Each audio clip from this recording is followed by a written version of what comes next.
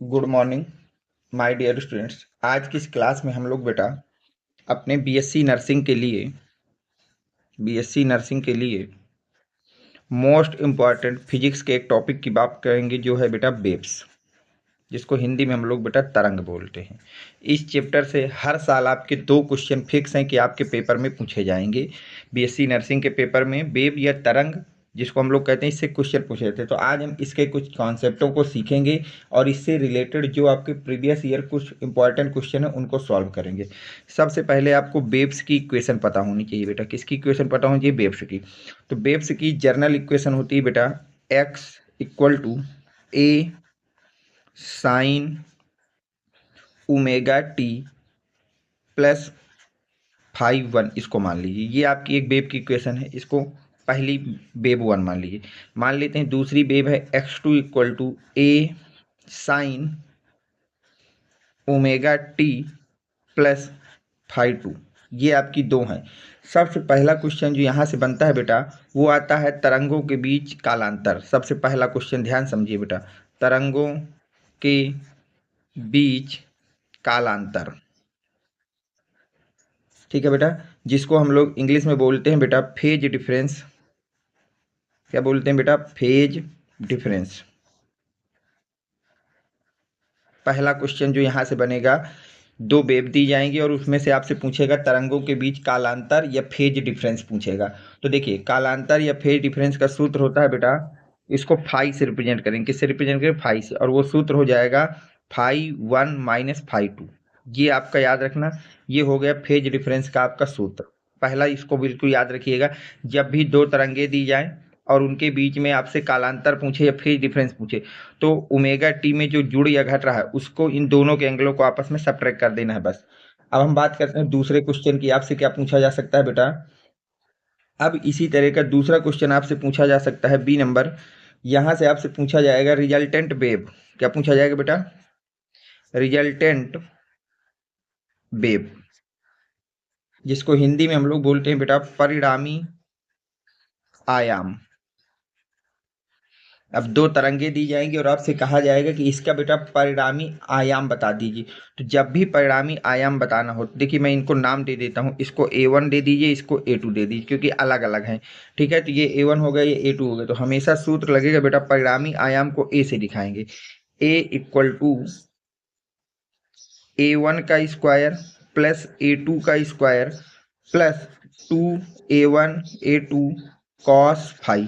ये आपका सूत्र होगा बेटा परिणामी आयाम का। जब भी आपसे परिणामी आयाम पूछेगा तो ये सूत्र लगाना है। पहले वेव का साइन के पहले जो नंबर है उसका स्क्वायर, दूसरे वेव में साइन के पहले जो है उसका स्क्वायर, प्लस 2A1 A2 और कास फाई। फाई यहाँ पर क्या है बेटा? कालांतर है। ये 2 सवाल यहाँ से मान लीजिए कि एक सवाल आपको मिलने मिल रहा है, या तो तरंगों का कालांतर पूछेगा या परिणामी आयाम पूछेगा। अब हम बात करते हैं क्वेश्चन नंबर 3 की, जो आपसे यहाँ से पूछा जा सकता है। वो कैसा है देखिए। अब इसी तरह से 2 आपको वेव देगा और उनसे पूछेगा कण का आयाम। आयाम वाला हो ही गया। अब इसके बाद क्या हो सकता है बेटा? आपसे जो पूछेगा वो अनुपात पूछेगा बेटा। किसका? तीव्रताओं का। सी नंबर, तीव्रताओं का अनुपात। ठीक है, जिसको हम लोग बोलते हैं रेशियो ऑफ इंटेंसिटी। इंग्लिश में क्या बोलते हैं बेटा? Ratio of intensity. Ratio of intensity.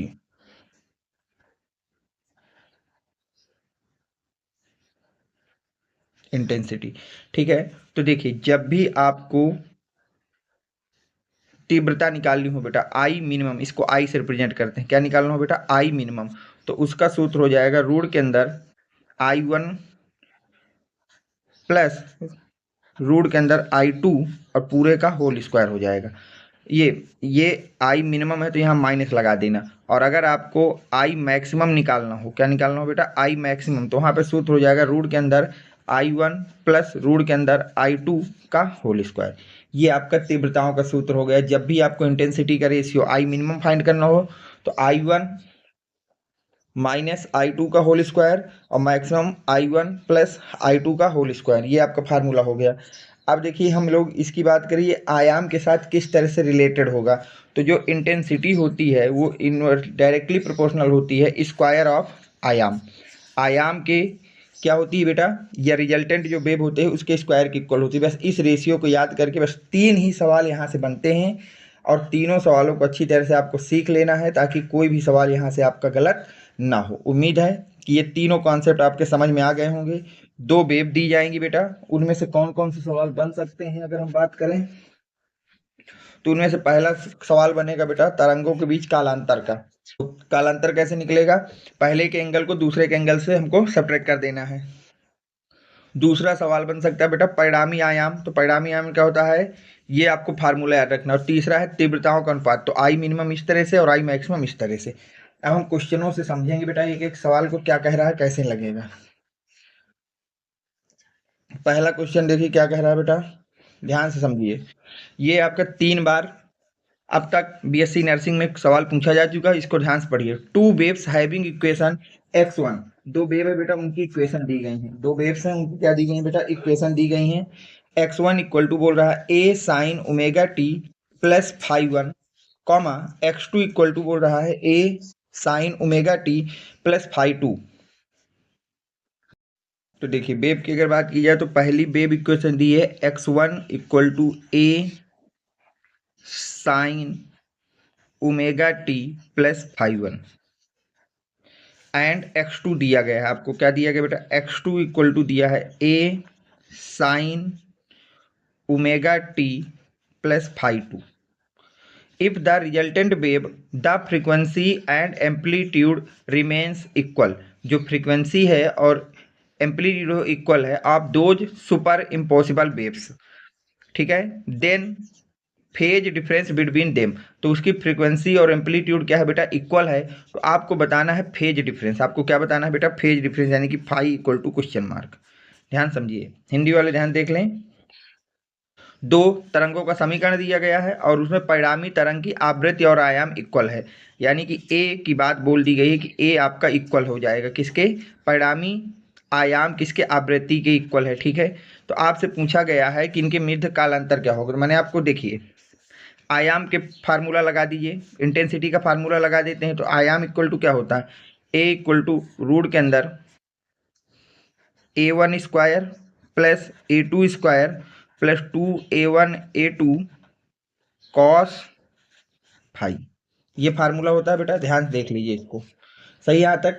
अब हमारे पास जो कालांतर होता है या फेज डिफरेंस होता है वो क्या होता है, फाई की वैल्यू निकालना है। अब ध्यान देखिए उसने यहाँ से a1 क्या होता है ये होता है और a2 क्या होता है ये, तो दोनों को हम इक्वल कर देंगे। तो a इक्वल टू रूट के अंदर ध्यान देखिए a1 की जगह हो जाएगा a का स्क्वायर, a2 की जगह a का स्क्वायर प्लस 2 a1 की जगह a, a2 की जगह a कॉस फाइव।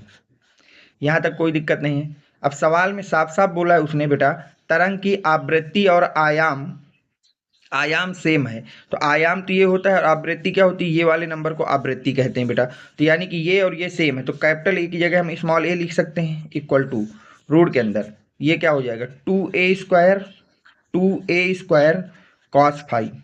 सही यहाँ तक। अब यहाँ से स्क्वायरिंग बोथ साइड कर दीजिए बेटा, जैसे ही आप स्क्वायरिंग बोथ साइड करेंगे ये हो जाएगा a स्क्वायर, हो जाएगा 2a square plus 2a square cos five. सही यहाँ तक। 2a स्क्वायर को उधर ले आई बेटा, तो ये हो जाएगा a square minus 2a square equal to 2a square cos five. यहाँ तो कोई दिक्कत नहीं। a स्क्वायर से माइनस 2a स्क्वायर को जब सब्ट्रैक्ट करोगे तो आ जाएगा माइनस का a square equal to 2a square cos five.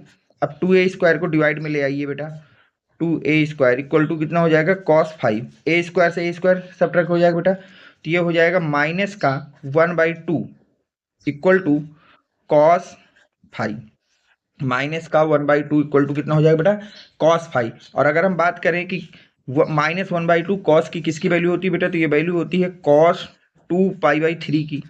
किसकी वैल्यू होती है बेटा 2π/3 की, इक्वल टू कितना हो जाएगा कॉस फाइव हो जाएगा। कॉस से कॉस कट जाएगा तो फाइव इक्वल टू कितना आ जाएगा 2π/3। और हमको फेज डिफरेंस ही निकालना था बेटा, तो फेज डिफरेंस कितना आ गया 2π/3। ऑप्शन नंबर आपका कौन सा करेक्ट हो जाएगा बेटा, बी ऑप्शन आपका करेक्ट हो जाएगा। ठीक है, नेक्स्ट क्वेश्चन को देखिए क्या कह रहा है।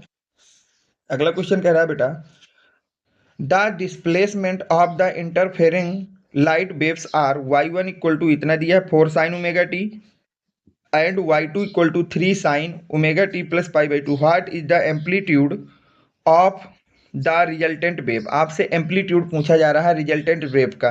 ठीक है, तो देखिए इसको कैसे आप सॉल्व करेंगे बेटा।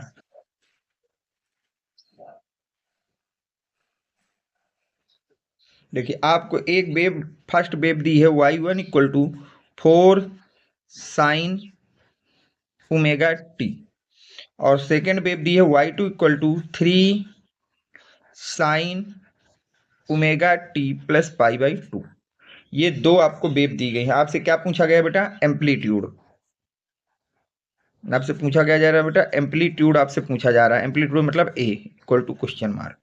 सही यहाँ तक। अब देखिए इसको कैसे लगाएंगे, एम्पलीट्यूड आपसे पूछा जा रहा है, ध्यान से देखना बेटा। यहाँ से ये हो गया।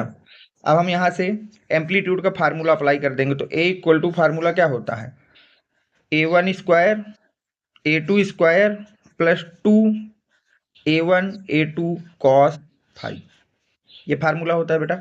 A1 किसको बोलेंगे, 4A1 हो जाएगा, A2 क्या हो जाएगा 3, तो हो जाएगा बेटा रूट के अंदर 4 square plus 3 square plus 2 × 4 × 3 cos.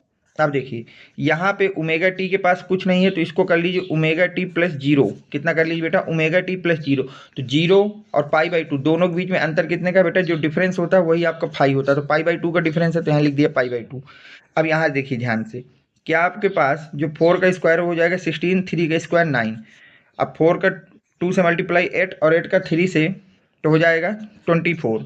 Cos pi by two की वैल्यू सबको पता है बेटा कितनी होती है, जीरो होती है। तो ये हो जाएगा बेटा रूट के अंदर 16 में 9 को ऐड करोगे 25 प्लस जीरो। अब 25 को जब रूट से बाहर लाओगे तो आयाम की वैल्यू या एम्पलीट्यूड आपके पास कितना आ जाएगा बेटा, 5 आ जाएगा। एम्पलीट्यूड हमारे पास कितना आ जाएगा बेटा, 5 आ जाएगा। तो एम्पलीट्यूड अगर 5 आएगा तो ऑप्शन नंबर कौन सा करेक्ट हो जाएगा बेटा, ए ऑप्शन हमारा जो है वो करेक्ट हो जाएगा। अब हम बात करते हैं क्वेश्चन नंबर 3 की। ठीक है, यहाँ तक कोई आपको डाउट नहीं होना चाहिए मेरे हिसाब से। ठीक, अब हम बात करते हैं बेटा क्वेश्चन नंबर 3 की। देखिए क्या कह रहा है, पढ़िए बेटा क्वेश्चन नंबर 3। क्वेश्चन नंबर 3 कह रहा है the displacement of a particle is given by x equal to 3 sin 5 pi t plus 4 cos 5 pi by t. The amplitude of the particle is, amplitude of the particle is. अब ध्यान से देखिए बेटा, यहाँ पर हमको एम्पलीट्यूड निकालना है बेटा।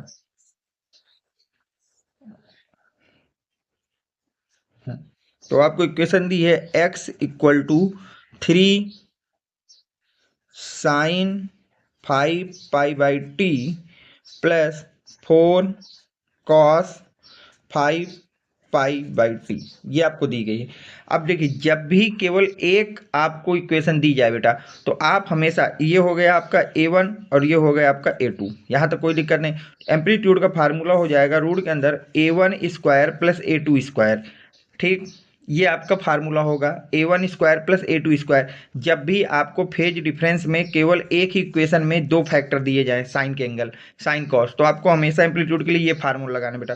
तो अब A1 की जगह कितना आ जाएगा, 3 का स्क्वायर, A2 की जगह 4 का स्क्वायर, यानी कि 9 प्लस 16, यानी कि रूट के अंदर कितना बेटा 25, यानी कि 5। तो ए की वैल्यू कितनी आ गई बेटा, 5 आ गई। तो ऑप्शन नंबर आपका सी करेक्ट हो जाएगा। ऑप्शन नंबर कौन सा करेक्ट हो जाएगा बेटा, सी आपका करेक्ट हो जाएगा। अब हम चलते हैं नेक्स्ट क्वेश्चन पे। नेक्स्ट क्वेश्चन क्या कह रहा है, क्वेश्चन नंबर 4 की बात कर लेते हैं। यहाँ तक आपको कोई डाउट मेरे हिसाब से तो नहीं होना चाहिए बेटा। अब चलते हैं क्वेश्चन नंबर 4 में।